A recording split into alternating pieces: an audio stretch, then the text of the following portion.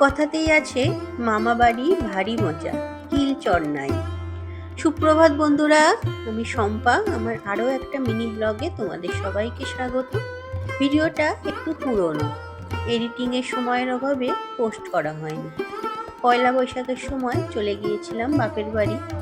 আর মামার বাড়ি গেলে আমার ছেলে মেয়ের আনন্দে সীমানা থাকে না।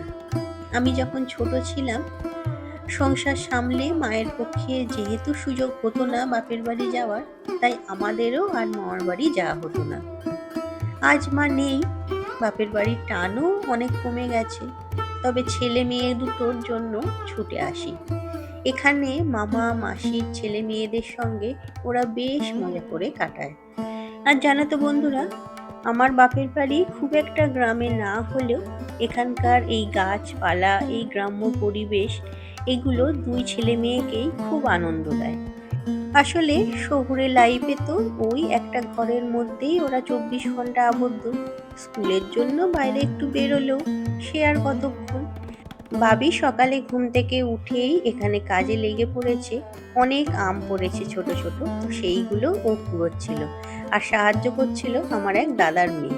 এই যে দেখো, বালতিতে কত আম কুড়িয়ে এনেছে। বালতিটা তো কাজ ছাড়াই করতে চাইছিল না, এটা যে ওর পরিশ্রমের ফল।